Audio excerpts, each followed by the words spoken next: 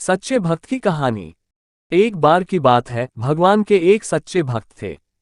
वह बहुत गरीब थे, लेकिन भगवान में उनका विश्वास बहुत मजबूत था। वह हर दिन मंदिर जाते थे और भगवान की पूजा करते थे। एक दिन वह मंदिर से घर जा रहे थे कि रास्ते में कुछ डाकू मिल गए। भक्त के पास कुछ सामान और भगवान की कीमती मूर्ति थी। डाकुओं ने भक्त से उनसे सारा सामान मांगा। भक्त ने डाकू को अपना सामान दे दिया, लेकिन उसने भगवान की मूर्ति नहीं दी।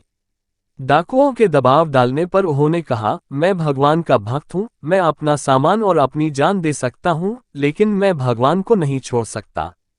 डाकू भक्त की बात सुनकर हैरान रह गए। उन्होंने कभी किसी ऐसे व्यक्ति को नहीं देखा था जो भगवान का इतना बड़ा भक्त हो। डाकू ने भक्त से कहा, मैंने अपनी जिंदगी में आपके जैसा भक्त नहीं देखा जो भगवान को देने से अच्छा अपनी जान देना उचित समझता हो। मैं आपको कुछ पैसे दे रहा हूं, आप इन पैसों से अपना जीवन अच्छे से जी सकते हो। भक्त ने डाकू के पैसे लेने से मना कर दिया।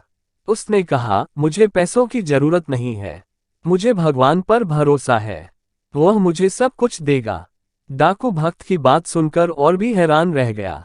उसने कभी किसी ऐसे व्यक्ति को नहीं देखा था जो भगवान का इतना बड़ा भक्त और इतना ईमानदार हो। डाकू ने भक्त से आशीर्वाद लिया और वहां से चला गया। भक्त घर गया और भगवान की पूजा करने लगा। वह भगवान को धन्यवाद दे रहा था कि उसने डाकू से उसे बचाया था। भक्त को पता था कि भगवान कभी भी उसका साथ नहीं छोड़ेंगे। भक्त भगवान की कृपा और अपनी मेहनत से एक दिन बड़ा आदमी बन गया।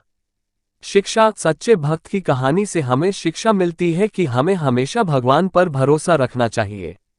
चाहे कितनी भी मुश्किलें आ जाएं, हमें कभी भी भगवान पर भरोसा नहीं छोड़ना चाहिए।